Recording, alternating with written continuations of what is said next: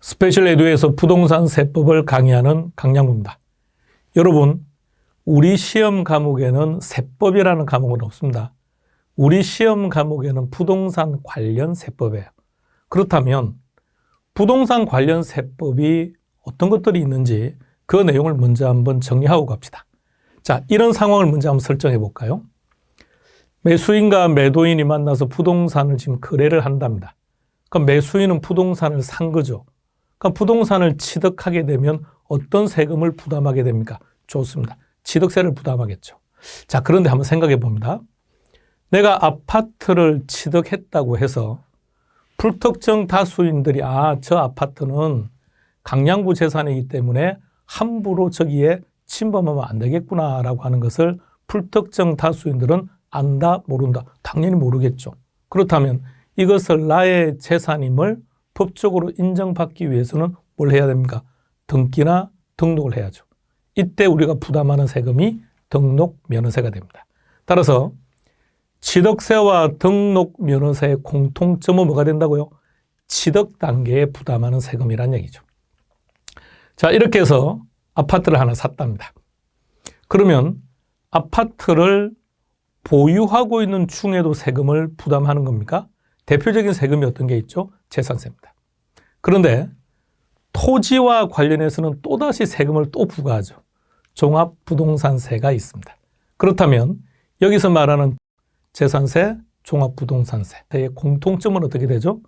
보유 단계. 부동산을 보유하고 있는 그 순간 부담하는 세금입니다. 일정 기간 동안 이 아파트를 보유하고 있다가 이번에 이 부동산을 팔았답니다. 그러면 어떤 세금을 부담합니까? 좋습니다. 이 세금을 모르는 분은 아무도 없죠. 양도소득세를 부담하게 됩니다. 그렇다면 양도소득세라고 하는 것은 어떤 상황일 때 부담하는 거죠? 처분을 했을 때. 따라서 처분 단계에 부담하는 세금이죠. 이것이 부동산 관련 세금 중에서 우리 시험에서 가장 중요한 것들.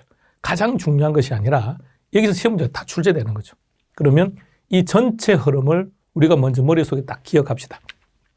먼저 부동산을 샀다. 샀으니까 일정 기간 보유를 하겠죠. 살 테니까요. 그리고 처분한다. 이 단계에 부담하는 세금들이 어떤 것들이 있는지. 그럼 여기서 우리는 한 가지를 정리했습니다. 취득 단계에서 보유 단계에서 처분 단계에서 부담하는 세금들이 어떤 것들인지 하나 다 정리한 겁니다. 이것들이 다 시험 문제입니다. 자, 그리고 이제 우리 시험에서는 실제 어떻게 문항수가 출제가 되느냐. 취득세는 3문제입니다. 반면에 등록면허세는 1문제죠.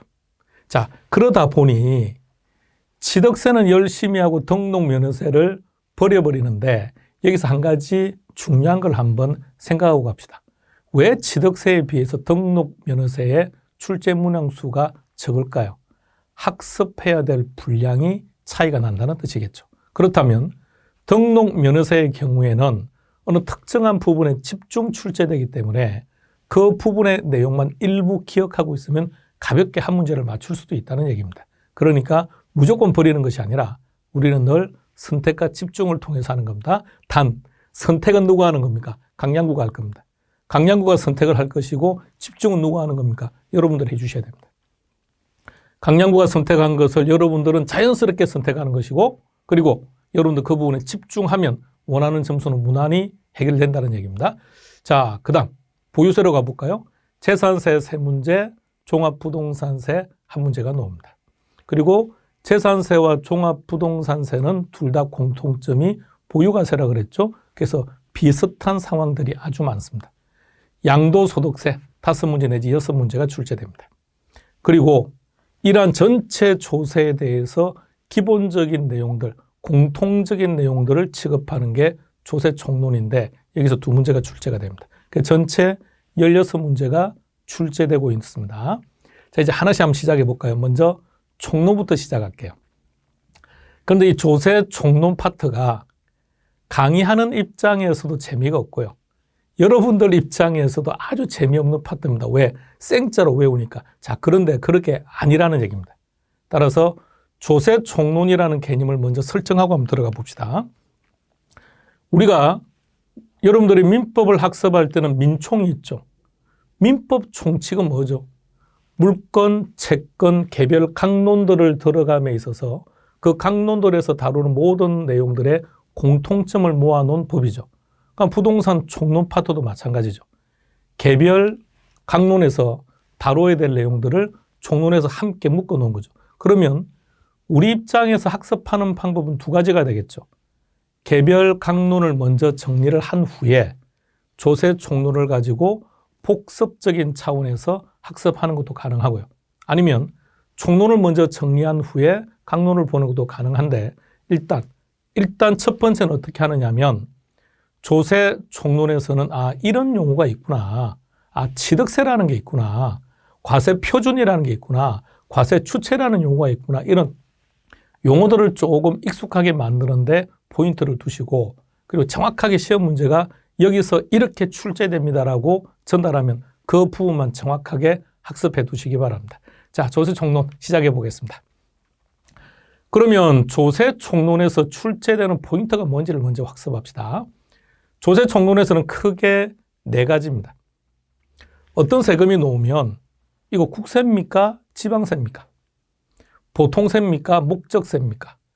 취득 단계에서 부담합니까? 아니면 보유 단계에서 부과하는 세금입니까? 그거 물어봐요. 조세 분류입니다. 두 번째는 총론이니까 용어 정의겠죠. 자, 여러분 취득세를 낸다고 얘기하는데 그럼 여러분들은 취득세는 언제 내는 겁니까? 취득세는 세법에 열거되어 있는 우리가 어떤 재화를 산다고 해서 무조건 취득세를 내는 건 아니죠. 여러분은 라면 사시고 취득세를 내본 적이 있습니까? 그렇죠. 왜 라면을 샀는데 취득세를 부담 안 할까요? 라면은 취득세 과세 대상이 아니니까요. 그래서 법에 열거되어 있다는 거죠. 그 열거되어 있는 자산에 대해서만 취득세를 부과하겠다는 얘기입니다. 그러면 어느 특정한 자산을 사면 그때부터 납세 의무가 성립하는 거죠. 납세 의무가. 그죠? 그리고 언제까지 기한. 취득세 같은 경우는 취득일로부터 60일 이내에 취득세를 납부해야 됩니다. 자, 이렇게 딱 정해 놓는 거죠. 자, 납부를 하면 납세 의무가 이제 소멸하는 거죠. 이런 내용들을 다루게 되고요. 세금을 내라고 고지서가 날라왔는데 고지서를 받고 보니까 지나치게 금액이 큽니다. 뭔가 이거 좀 불합리하다고 생각한다? 그러면 조세 불복이라고 그러죠. 소송을 제기해야죠. 자, 그러한 내용들을 다루는 게 조세 채권 파트입니다. 조세 분류 한번 보시겠습니까? 자, 이 전체 내용에서 이제 두 문제가 출제가 되는데요. 그러면 일단 내용을 한번 딱 봅시다. 선택과 집중이라 그랬죠. 그러면 여러분들이 조세 세법책을 딱 펼쳐서 총론 파트에 나오는 그 내용들을 모두 다 기억해야 되느냐? 아니요. 많이 알면 점수는 오히려 안 나오겠죠. 자, 그러면 딱 제목들을 잘 보시고 어디서 문제가 많이 나올 것 같습니까? 개념들을 잘 잡아봐요. 총론에서 다루는 내용들은 강론에서 나온다 그랬죠. 그럼 다시 말하면 총론과 강론에 동일한 내용들이 있는 것들은 강론에서 출제할 수도 있는 거니까 구태여 강론에서 물어볼 필요는 없죠. 그래서 총론에서 가장 많이 출제된 게 조세 채권입니다. 그러면 역시 올해 우리 시험에서도 조세 채권에서는 한 문제가 나올 겁니다. 33회. 지난번 33회 시험 문제에서는 조세 채권에서 두 문제가 출제가 되었습니다. 자, 그리고 나머지 세 파트는 최근 10년 기준으로 볼 때 용어 정의는 4문제, 나머지는 다 3문제입니다. 용어 정의 중에서 4문제 중에 한 문제는 법 조문을 그대로 갖다 옮겨 놓은 건데 다시 말해서 10년 동안 딱 한 번 나왔습니다. 별로 학습할 게 없어요. 그래서 조세 분류로 들어가 보면 일단 세 가지 중에서는 그래도 올해는 납세 의무가 중요할 것 같고요. 자, 조세 분류입니다. 뭐라고 적돼 있죠? 단순한기입니다. 학급입니다. 별로 공부할 게 없어요. 자, 그 중에서도 최근 10년 기준으로 조세 분류가 3문제가 나왔는데 2번 나왔던 게 뭐냐? 부동산 활동입니다. 즉 이게 취득 단계냐, 보유 단계냐, 처분 단계냐. 이미 알고 계시죠? 그게 나왔습니다. 그러니까 우리는 조세 분류에서는 극단적으로 이것만 알고 넘어가더라도 상관없다는 얘기죠. 지방세 구분하는 것은 개별 강론에서 다뤄야 되기 때문에요. 그리고 부가세 같은 경우도 개별 강론에서 나오기 때문에 체크하겠습니다. 용어 정의에서 3번 출제가 되었는데, 자, 이것들이 그동안 출제되었던 내용들입니다. 자, 노란색으로 체크된 부분들. 그럼 다시 표현하면 용어 정의에 나와 있는 것들을 모두 다 기억할 필요 없다는 얘기죠. 2차 납세형 문자가 누군지, 보정인이 뭔지 몰라도 괜찮아요. 예, 필요한 거 꼭 기억해야 될 것들만 정확하게 기억하시면 됩니다. 납세 의무가 성립하는 시기, 확정되는 시기, 또 소멸되는 시기, 이런 내용들을 다루는 거죠. 조세 체크는 이런 겁니다. 제목들을 쭉 보시죠.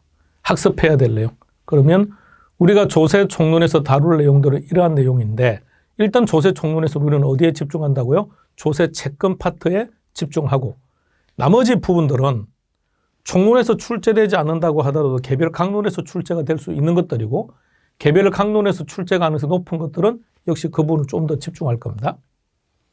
자, 최근 10년 동안 나왔던 기출문제 문항수를 한번 쭉 확인해 보시기 바랍니다.